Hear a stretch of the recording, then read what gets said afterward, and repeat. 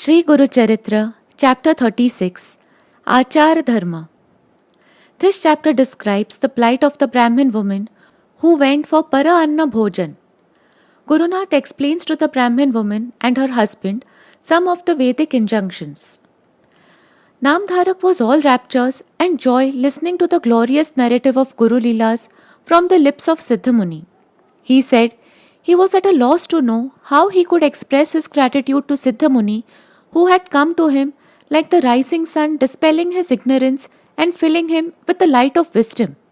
He said that his thirst and yearning to hear more and more of the Guru Leelas was insatiably increasing. Siddhamuni, pleased with the yearning of Namdharak, continued his narrative. Gangapur had become a great center of pilgrimage because of Sri Narsimha Saraswati's stay there and his association with the place. Thousands of people from different parts of the country started pouring in daily, seeking Gurunath's darshan and blessings for the redress of their afflictions of the body, mind and spirit through his divine grace. In Gangapur at that time, there lived a Brahmin who was very devout. He never accepted gifts from any. He never used to go to Samaaradhna where cooked food, Paranna, was fed. He used to maintain himself and his family on dry alms, cereals offered to him. His wife had a bad temper. She used to tell him every day that he should accept Paranna, which would relieve their troubles to a large extent. Every day many people used to come to Gangapur and perform Samaradhna. At Samaradhna, couples are invited for bhojan. At Samaradhna, sumptuous feast is given with several preparations and delicacies.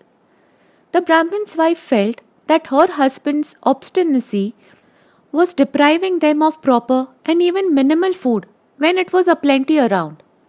But the husband was never in an agreeable mood to their going to the Samaradhna feasts. Once the woman went to Sri Narsimha Saraswati and requested him to tell her husband to change his mind and to accept invitations to Samaradhna Bhojan. To this Gurunath agreed and prevailed upon the Brahmin to comply with the wishes of his wife once at least. How could anybody disobey Gurunath's command? When the Brahmin and his wife went to the Samaradhna feast, a strange thing happened. The woman had an obnoxious vision of dogs and swine hovering around her plate of food, and she felt a revulsion and nausea to partake of the food, though it was lavishly served and was rich with many delicacies. She got up from her seat and asked her husband also to leave from there all at once and to come out along with her. She along with her husband came to Sri Narsimha Saraswati and told him about the repulsive and nauseating vision which she had had at the Samaradhna gathering. Sri Narsimha Saraswati said that it was very much wrong on her part to have forced her husband through him, that is Sri Narsimha Saraswati, to change his principle and observance. The woman prayed to Gurunath and also her husband that she should be forgiven for what she had done. As the Brahmin was feeling very sorry for having broken his rule, Gurunath told him that he was not to worry about it any longer. No sin would touch him on that account because he did not go there of his own choice, and that in exceptional cases, Brahmins can accept Paranna from others' houses. The Brahmin prayed to Gurunath to enlighten him in which houses one can take food and in which houses it is to be avoided. Gurunath explained about this in detail as under. There are many disciplines regarding acceptance of food. One can take food in Guru's house without any hesitation. So also in the maternal uncle's house, in the father-in-law's house, in the houses of brothers and in the houses of pious people. If there was no Brahmin priest available at the time of Shraddh ceremony, one can attend and take food, but on the next day he should do Gayatri Jap. Anyway, food is most holy. It should be taken in the houses of pious and sattvic people and after taking God's name. Homes of evil-minded people are to be avoided. Food is not to be accepted from greedy people, people who are not doing their duty to their family, people who are proud and egoistic, people who indulge always in self-praise and talking ill of others, people who are ill-tempered, people of immoral conduct, people who are addicted to drinking wine and other intoxicating drinks, people who delight in harming others, people who regularly live on paranna only, etc. If we accept food from such people, their sins will affect us. Through the food we take, the gunas flow into us. The food should promote sattva gun, that is pure, cool, and enlightened temperament in us. The Brahmin requested Gurunath to instruct him on the Achar Dharma, the code of conduct for Brahmins. Gurunath said that Parashar Smriti laid down in great detail under the Achar Samhita the code of conduct for the Brahmins, who are the spiritual custodians of the community and the society. The Achar Samhita is something like the Bhagavad Gita for the Brahmins. It is, so to say, like a fifth Veda. It lays down daily disciplines to be strictly observed by a Brahmin from dawn to dusk. The disciplines laid down are as under, and whoever meticulously observes them will attain everything and will never suffer from any want, nor will ever be subject to grief. Early morning prayers. The Brahmin should rise in the early serene hours of the morning, which is called Brahma Muhurt, between 3:30 to 5 am, during which time the sattva quality will be prevalent in the atmosphere. As soon as one arises from the bed, he should remember his Guru first and offer mentally his obeisance to him. He should then offer his obeisance to God and the deities, Trimurtis, the sun god, the Navagrahas, etc. Then to the sages, the Pitra Devatas, and to the parents. He should not let the mind wander away. He will have to dwell his thoughts on Guru and God only for some time at least. He is advised to first have the darshan of the cow, Gomata, before he does anything else. Achamana. After offering obeisance to the cow, he should gargle his mouth and then do achaman by sipping in a little water. Achaman is to be practiced many times during the day. If there is no water available for the achaman, if he just touches his right ear, that is said to be sufficient. The right ear is said to be the seat of Agni, fire god, Varuna, god of seas and the air, Surya, Chandra, and the other deities. Achaman is to be done at the time of taking food and while retiring to bed also. Achaman is believed to endow longevity as well as good health. Achaman is to be done taking the Guru's or God's name and chanting the appropriate mantras. Swadhyay, Vedic chant meditation. Till sunrise and before he goes out for his morning ablutions, he will have to devote either to chanting of prayers, recital of Vedic mantras, or meditation. Morning ablutions. After dawn, one should attend to the calls of nature.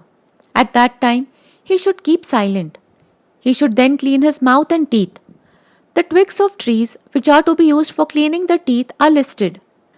After this, one should take his bath. It cleanses and refreshes the body and drives away laziness. It endows strength, longevity, intellectual brilliance, etc. It cleanses away the effect of bad dreams and also drives away poverty and all ills. Brahmacharis are to bathe in the mornings and all the householders both in the morning and in the afternoon, and the ascetics in the mornings, afternoons as well as evenings, that is all 3 times during the day. Whatever water one should be using for bath, he should deem it as the waters of the holy Ganges flowing down from the feet of Hari and which would endow both physical as well as mental and spiritual purity. When water is not available or when one is sick, one should recite the Apohishta mantra and do the Marjana 3 times. This is called Mantra Snan. Doing Vishnu Nam Sankirtan is called Manasika Snan. Taking darshan of the Guru or sprinkling the water after washing the feet of the parents is called Tirthastan. On the days of vratas, shrads, or after the birth ceremonies or death ceremonies in the family, on the 10th day of the pollution period, hot water bath is prohibited. On auspicious occasions like marriage or other functions, cold water bath is prohibited. In flowing water of a river, one should face opposite the current, and in tanks, etc., one should face towards east and then take the bath. If one takes oil bath on Sundays, it could lead to disease. On Monday, it could lead to draining away of the energy. On Tuesdays, it could lead to death. On Wednesdays, it endows wealth, Lakshmi Prapti. On Thursdays and Fridays, it could cause the impairment and danger to the health of the children, Santan Nashtam. And on Saturdays, it brings in all auspiciousness, health, and wealth. Housewives are not to take hair bath daily. On the days when one has taken oil bath, he is not to apply bhasma. On all other days and at all other times, he should necessarily apply bhasma on his forehead. Gopi Chandan is to be applied by those devoted to the form of Hari. It is called Urdhva Pundra, vertical markings, and it is equally meritorious like Bhasma Dharana, which is to be applied in horizontal lines, Tripundra. Whoever applies both Bhasma and Gopi Chandan, he is equally dear to both Hara and Hari. Sandhya Vandan. Sandhya Vandan, which is done in the very early morning hours before the stars disappear in the sky, is most ideal, Uttam. The Sandhya Vandan done before sunrise, even though the stars have set, is of intermediate merit, Madhyam. The Sandhya done after the sunrise is of the lowest merit, Adham. The evening Sandhya done before the sun has set is most meritorious, Uttam. The Sandhya done after the sun has set but before the stars have appeared is of intermediate merit, Madhyam.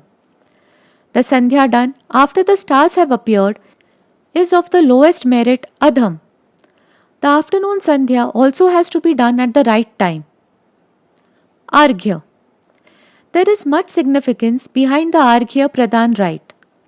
There are said to be 33 crore demon evil forces called Mandehas. Note, evil forces in man caused by his obsession with his mind, that is, egoistic desires and sense cravings of the body, Deha, which together block the way for the enlightenment of the intellect. The chant of the Gayatri Mantra drives away the darkness of ignorance and causes illumination of the intellect. These Mandehas try to block the way of the sun. The Arghya Pradhan done together with the chant of the Gayatri Mantra drives away or destroys the demons and helps to clear the way for the sun. The sin caused by the destruction of the demons is absolved by the chant of the Asavadityo Brahma Mantra while doing the Pradakshina. All the 3 times of the day, mornings, afternoons and evenings, the Gayatri Mantra has to be chanted 108 times at least each time. Chanting it 1,000 times absolves from any of the ordinary sins. Chanting it 10 million times annihilates all the sins. Gayatri Mantra is the very essence of all the Vedic hymns. It is the most potent and the protecting mantra. If any interruption comes for whatever reason when doing the chanting, the right ear has to be touched. In case one is obliged to talk with anybody while doing the jap, he will have to recite the Tadvishto mantra. The chanting has to be done silently and mentally. Auposhan and the Panchayagyas. After performing the Sandhya Vandan, Auposhan has to be necessarily done. Brahma Yagya, Vaishadeva, etc. will have to be done by the Brahmin. Tarpan.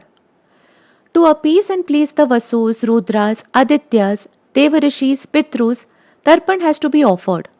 On Deepavali, 3 palmful of water oblations have to be offered to Lord Yama, Chitragupta, etc. to get rid of the troubles caused by diseases, sin, shani, etc. It will avoid premature death and endow longevity. On the Krishna Ashtami day in the month of Magh, Tarpan has to be offered to Bhishma. Thereby, all the sins committed during the entire year will get absolved. Wearing of the sacred thread is obligatory for a Brahmin. One who discards or does not wear the sacred thread loses his Brahmin rights. The thread is the sacred bond linking man to God. It is symbolic of Gayatri, the eternal protector. These disciplines are inviolable for a Brahmin. Whoever follows these injunctions and observes the disciplines will never suffer misery. He will enjoy all joys and happiness. Unfortunately, in this Kali Yuga, as Brahmins have digressed away and have given up these disciplines, they are suffering all sorts of troubles and untold misery. Brahmins must keep up their spiritual heritage. They must keep up their dignity by the purity of their conduct. Then alone they are worthy to be called Brahmins and can help the Brahminic culture to survive and Dharma to be sustained in the world. Thus ends the 36th chapter of Sri Guru Charitra, describing the Achar Dharma for the Brahmins. Glory to the All-Merciful, the Omnipresent, and the ever-responsive Gurunath. Om Shri Guru Pyo Namaha.